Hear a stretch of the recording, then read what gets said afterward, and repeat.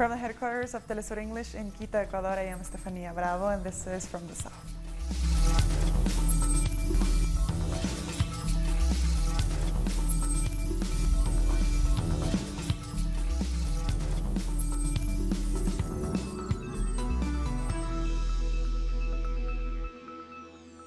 Venezuelan President Nicolás Maduro says that intelligence services knew of a plan to try to oust him from power. According to Maduro, it was meant to prevent his re-election, but democracy won out in the end. Of course, we knew about the conspiracy. It was the Bolivarian government that discovered this conspiracy. The conspirators and arrested them. It was the armed forces that arrested them and imprisoned them. The counterintelligence organizations of Venezuela. Of course, Rick, we knew about it. I said, Rick, in all the campaign, come lightning or thunder, there will be elections. Whoever comes out, we were ready for the elections and for the people to exercise their right to vote. If such a group had come out, probably even more people would have come out and voted, because nobody wants anyone to intervene and try and undermine Venezuelan democracy. President Maduro also talked about his recent visit to China, where he signed 28 cooperation agreements. These include several to double Venezuela's oil production in the next year.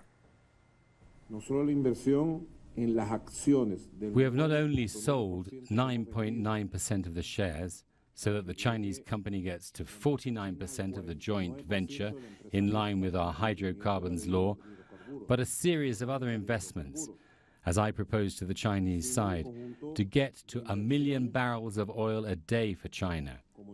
I calculate that in all we will invest approximately $5 billion together with China in the course of the year. Another group of 90 Venezuelan migrants has arrived back in Caracas from Peru. The group touched down a few hours ago as part of the Venezuelan government's Return to the Homeland program. Some of them said they had suffered xenophobia abroad. Others just said they hadn't been able to find a job and that life was too expensive. Over 3,000 Venezuelans have now chosen to return home under this program. Our correspondent in Lima, Jaime Herrera, with the details.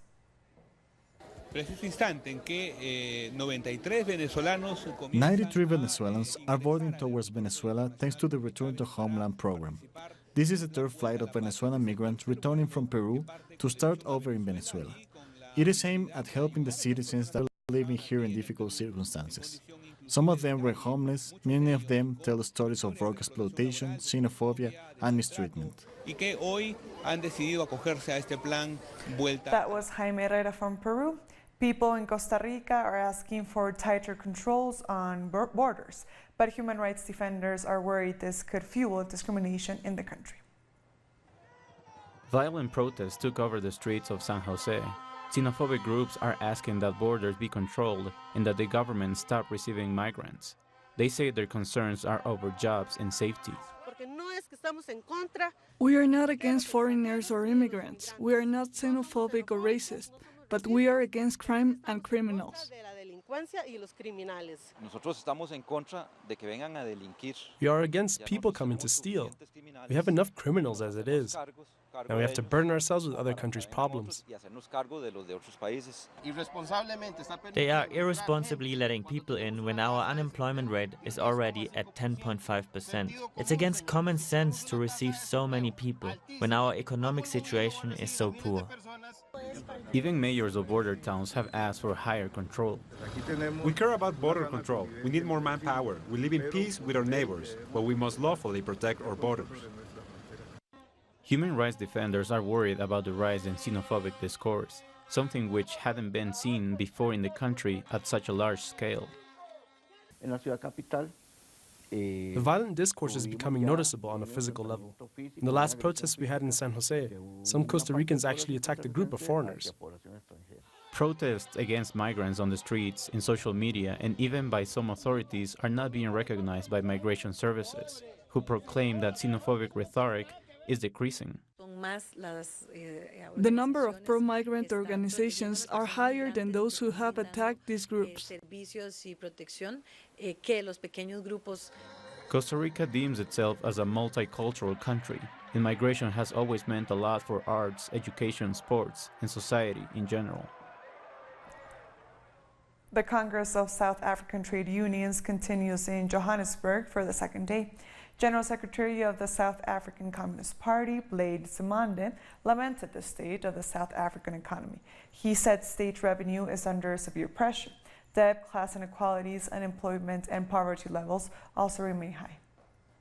The country needs a very strong COSATU, even more so now, when we are faced with the many challenges that we have, like the ones I started with when I was opening my speech. Problems of poverty, unemployment, the issue of young people and drugs and substance abuse. Because COSATU is a trade union federation, but its voice and organizational muscle is very important in terms of building a better South Africa. So that is why this Congress is very important. But also this Congress is important just for purposes of building a stronger COSATU itself. Brian Malanga brings us more details from the conference. Top of the agenda today was once again that topic that I introduced yesterday, the issue and the notion of gender equality.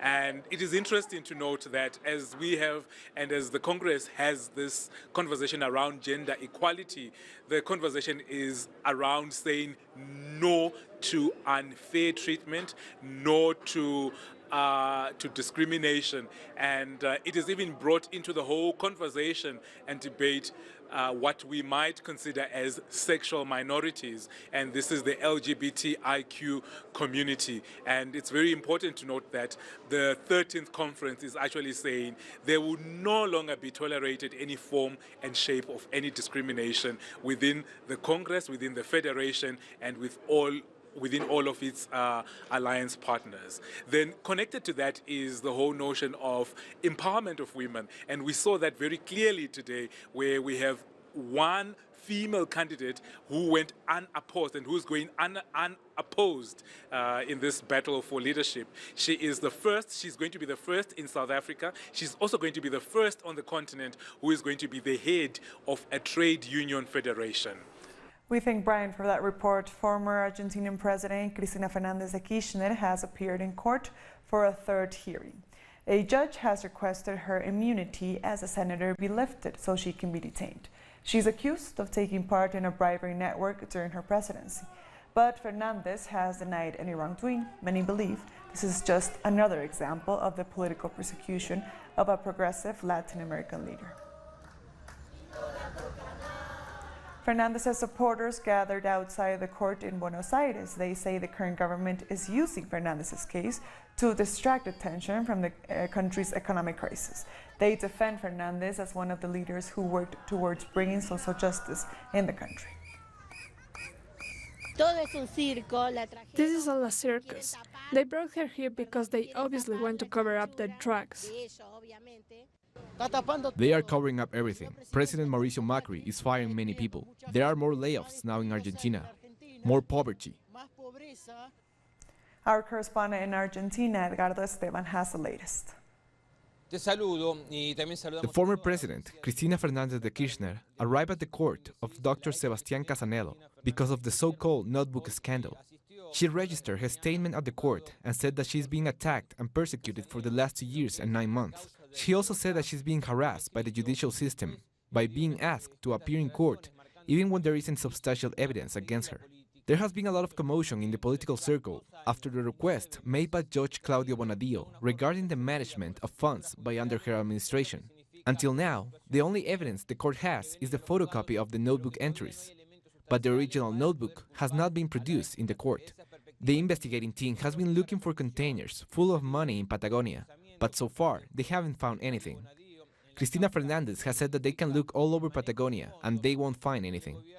On the other hand, the popular support on social media has been really surprising for her. And the polls say that if there was an election today, Cristina Fernández de Kirchner would win by large margins in comparison to Mauricio Macri. Social movements and human rights organizations claim that all this is to deviate the attention from the economic crisis of the country and to focus on Cristina Fernández, similar to what is happening in Brazil with Lula da Silva. We'll be back very soon. Stay with us.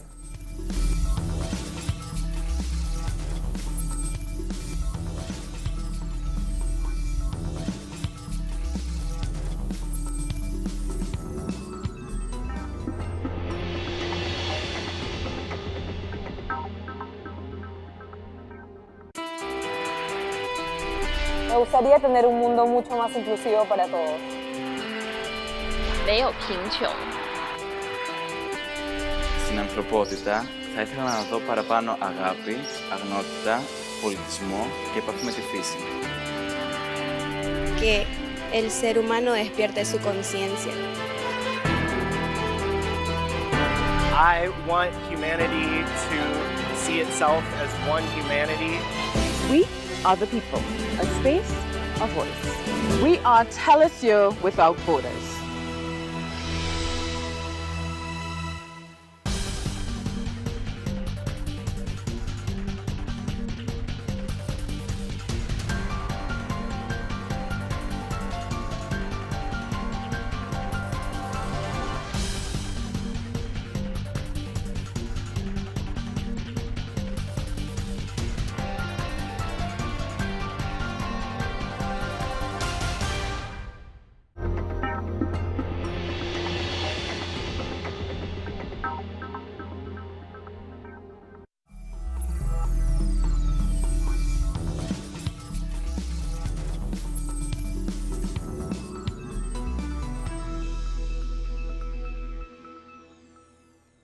Welcome back. The first hearing into the murder of activist Berta Cáceres has been suspended in Honduras. The family's lawyers submitted a request for the case's dismissal. They say that the public prosecutor has failed to provide all the information linked to the case. Cáceres was killed back in 2016 at the time she was leading a fight by her Lenca community against a hydroelectric project. Journalist and nephew of Berta Cáceres, Silvio Carrillo, joins us live from California to discuss what led to the suspension of the trial. Hi, Silvio. Thank you for joining us. What are the main reasons for asking for the trial to be postponed? Right. Sorry, I just need to correct something in your intro. It said it was we asked for a dismissal, and we actually didn't ask for a dismissal. We asked for the three-judge panel to be dismissed. The three-judge panel has consistently made really rulings that just fly in the face of all logic. They haven't allowed requests for evidence that we deserve, that we have a right to by Honduran law.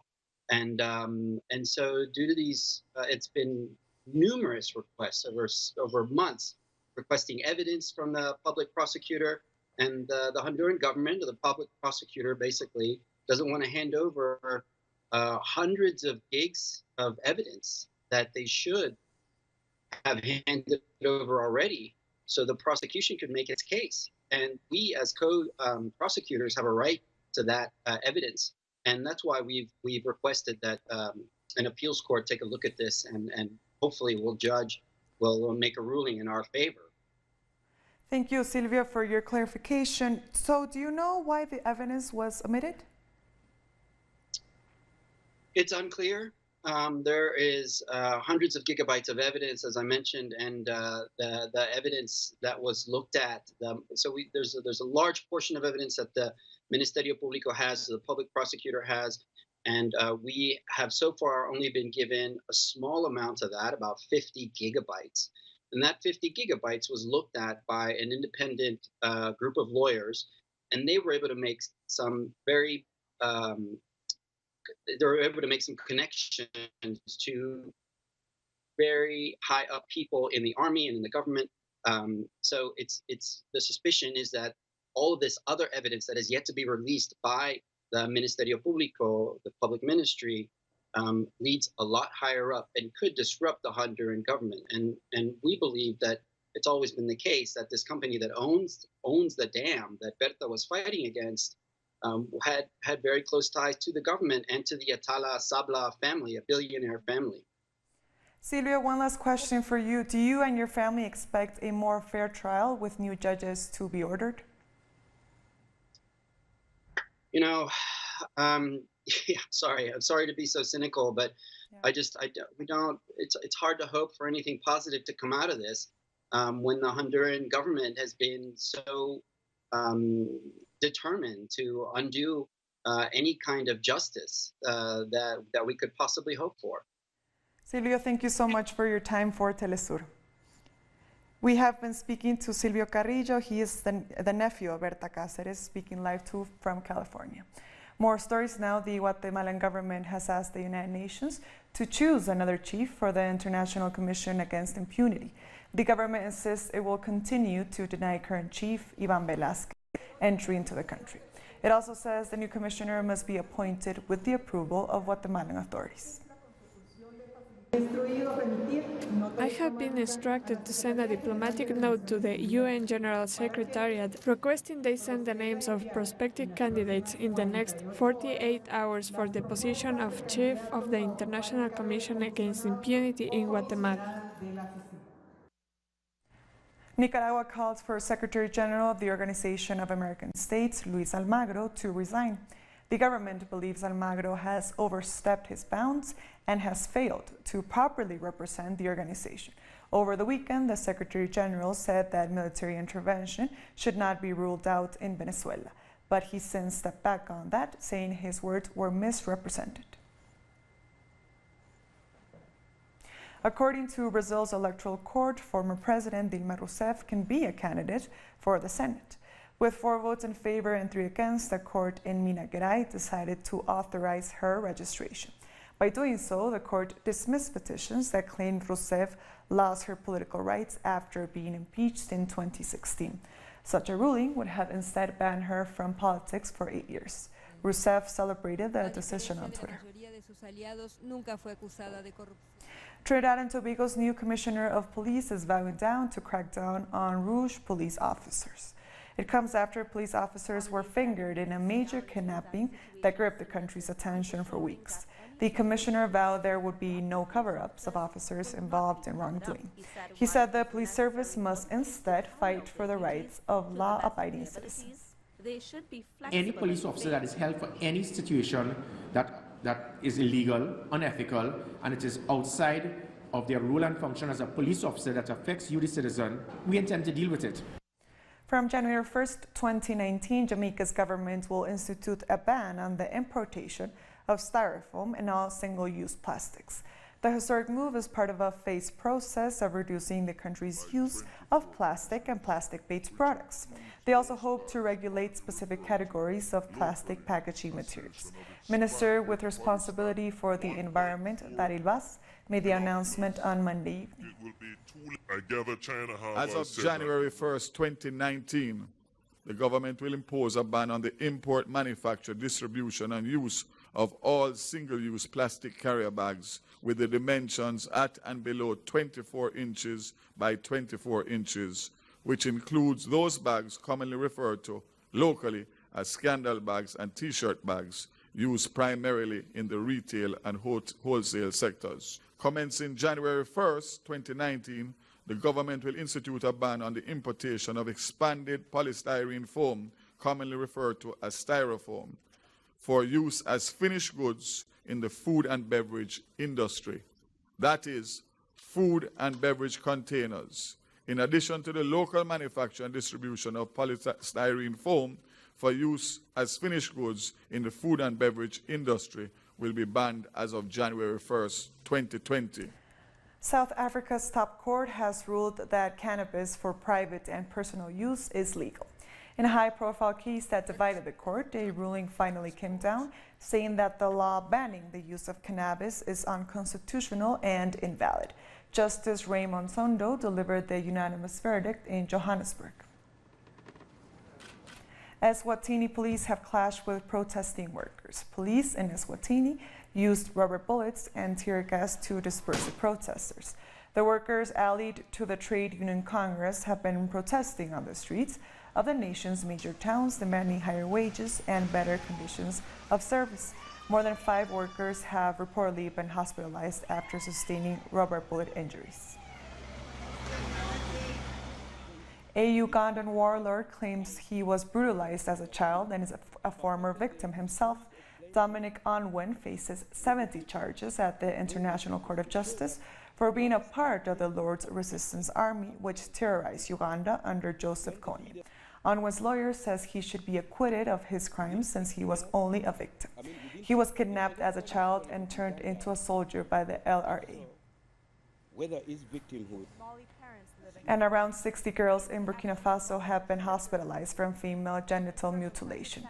Victims suffer from heavy blood loss and infections. The practice continues despite being outlawed in 1996. Mali parents living abroad. Colombian authorities are investigating alleged links between paramilitary groups and one of the biggest companies in the banana sector. We have details in this report. Colombia's public prosecutor has recently called some officials from the banana company Chiquita Brands over alleged funding of paramilitary groups. The prosecutor has charged 14 workers of that company related to the case for alleged links to funding of armed groups in the area of Urabá in Antioquia. They have been accused and now they need to face justice. But the prosecutor wants the investigation to go further than Chiquita's worker. Different authorities will be called. Among them, the governors of the regions between 1998 to 2002. Among them is Álvaro Uribe, who was governor and had an important role in the creation and promotion of these cooperatives. Former paramilitary leaders have recognized their links with Chiquita Brands. They knew they were paying us. They promote our groups in the region and they founded us knowing what kind of group we were. The Urabá region became a lab for war. 73 massacres were committed between 1993 and 2007. They left at least 500 victims. Between 1990 and 2005, 2,104 peasants were killed. Among them, 596 work in the banana sector. Communities disappeared, people were displaced, territories were stolen. All of this with the support of the Chiquita Brands company that funded the paramilitary groups that killed social leaders. Chiquita Brands is also questioned about how they grew their business. Chiquita was also denounced in Nicaragua for poisoning workers. It has been accused in Honduras for the use of armed groups, and it also committed abuses against workers in Costa Rica. Chiquita will pay a $25 million fine in the U.S. for another case, but victims continue to ask for truth and justice. We'll be back very soon. Stay with us.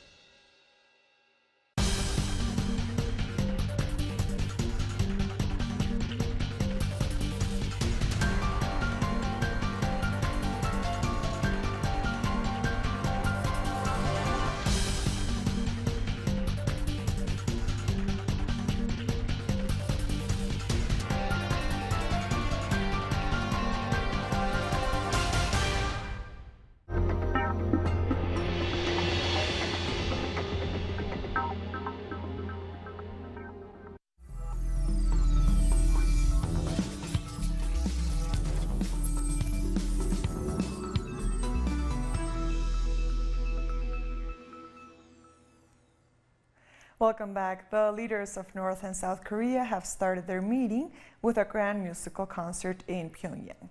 South Korean President Moon Jae-in was welcomed by a cheering crowd at the Grand Theater for Art. North Korean leader Kim Jong-un and his wife were also seen enjoying the performance. Both sides aimed at reviving nuclear diplomacy and establishing peace on the Korean Peninsula. I will candidly discuss with South Korean President Moon Jae-in about the matters to succeed and develop the Panmunjom Declaration. As President Moon and I have built trust with each other, our footsteps toward the future of a peaceful and prosperous Korean Peninsula will become faster.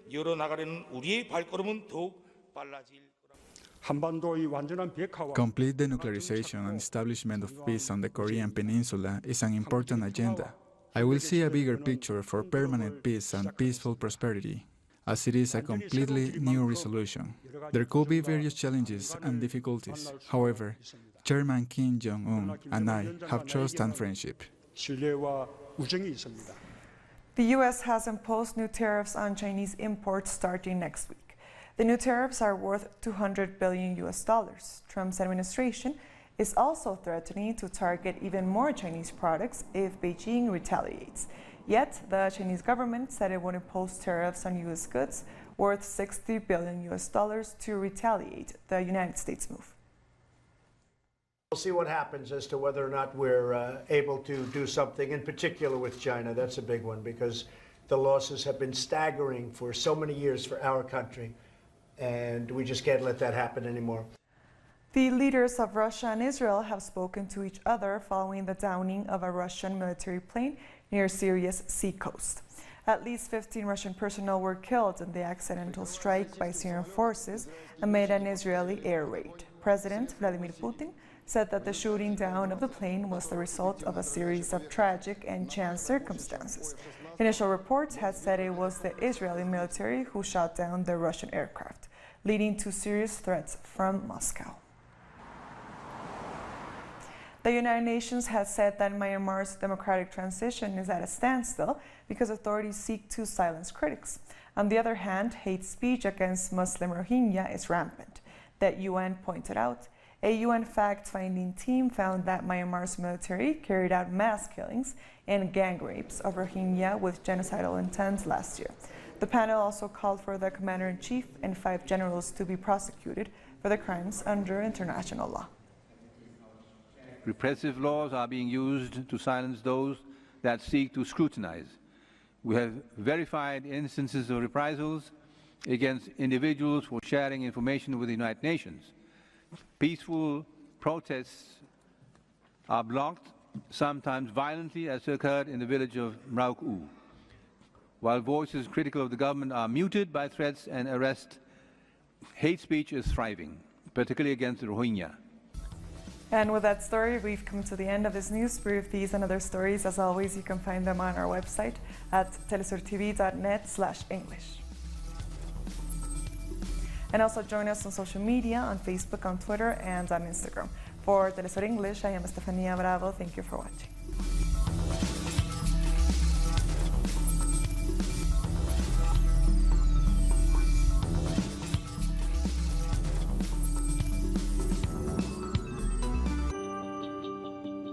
Enjoy our programming from Monday to Friday.